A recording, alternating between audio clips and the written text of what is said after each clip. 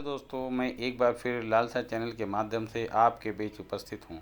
हम आशा करते हैं आप सभी स्वस्थ होंगे। तो हम आज आपके बीच फिर एक नई वनस्पति सरसों की फसल सरसों के बारे में आपको बताएंगे। हम आज आपका ज़्यादा समय न लेते हुए आपके लिए एक नई वनस्पति सरसों की खेती से लेकर खाद, पानी, मात्रा, बुआई, मिट्टी कैसी व खादों के बारे में पूरी जानकारी प्रदान करेंगे और आशा करते हैं आप हमारी वीडियो में अंत तक बने रहेंगे। और वीडियो के अंत में मैं आपको कम खर्च ऑर्गेनिक खेती किए जाने वाली खाद के बारे में भी बताएंगे।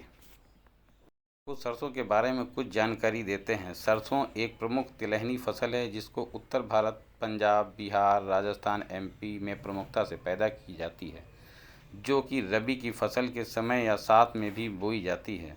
सरसों की फसल कम पानी वाली फसल है। इसमें बहुत अधिक पानी की ज़रूरत नहीं पड़ती है, एक या अधिकतम दो पानी की ज़रूरत पड़ती है। सरसों के बीज से तेल निकाला जाता है व इसका दाना एक फली में बंद होता है। इसका फूल पीला व दाना काला होता है। सरसों के तेल को खाना बनाने व इसकी खली को जानवरों के चारा बनाने में इस्तेमाल किया जाता है। इसके बीजों में जल्दी कीड़े भी नहीं लगते हैं, अतः इसका रख रखाव आसान होता है। या तो सरसों की छोटी सी जानकारी आपको दी। अब जानते हैं कि आगे की जानकारी कि सरसों को कैसे बोते हैं। इसकी मिट्टी प्रायः दोमट होनी चाहिए। कुछ जगह ऊसर वाली कम उपजाऊ भूमि में कुछ अलग किस्म के बौने होने पर भी अच्छी पैदावार होती है। अब जब बात किस्मों की है तो बताते चलें कि इसकी अनेक प्रजातियां जैसे कि पूषा, बोल्ड, माया, वरुणा आदि अनेक प्रजातियां हैं। लेकिन इसके अलावा अभी हाइब्रिड फसलें आ गई हैं जिनमें अधिक पैदावार होती है। इन प्रजातियों की बुआई करना चाहिए। सरसों की फसल को बोने के समय तापमान लगभग 25 से 30 डिग्री सेंटीग्रेड होना चाहिए। इसकी बुआई सितंबर आखिरी सप्ताह से अक्टूबर के प्रथम सप्ताह में करनी चाहिए। वह मिट्टी बिल्कुल भुरभुरी होनी चाहिए। ज़मीन में नमी रहनी चाहिए।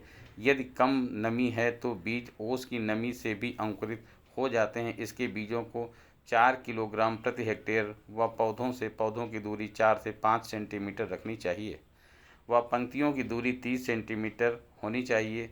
ये तो हुई सरसों की बुआई की बात, लेकिन अभी इतने से ही काम नहीं चलेगा।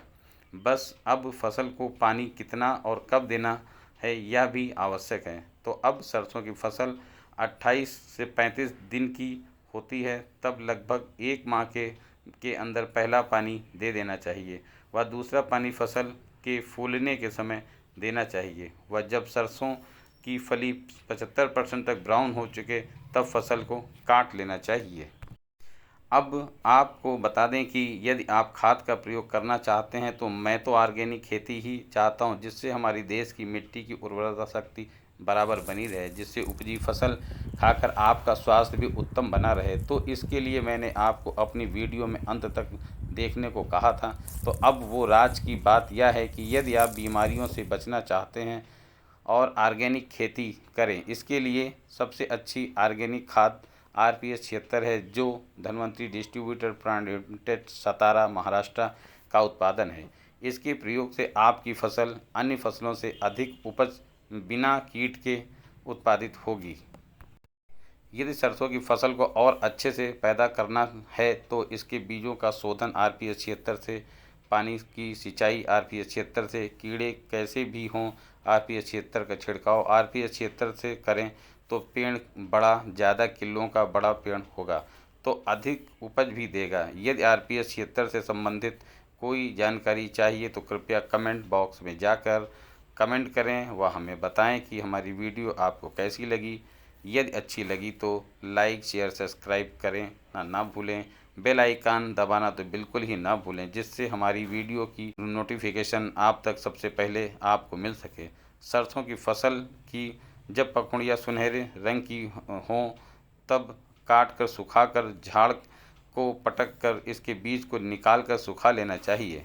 यदि ज़्यादा फली सूख गई है तो सारा सरसों खेत में ही फैल कर निकल जाएगा। सरसों की उपज की यदि बात करें तो सिंचित क्षेत्रों में प्रति हेक्टेयर 25 से 30 क्विंटल तक पैदावार होती है। इसी के साथ साथियों मैं आपसे विदा लेता हूँ। यदि इसके बारे में और अधिक जानकारी चाहिए तो हमें बताने में इसमें वीडियो में और अधिक जानकारी दूंगा। इसके लिए आप हमें मेल कर कमेंट करें। दोस्तों फिर मिलेंगे एक और रोचक जानकारी के साथ। हमें आप हंसते रहिए, मुस्कुराते रहिए, स्वस्थ रहिए। जय हिंद, जय भारत।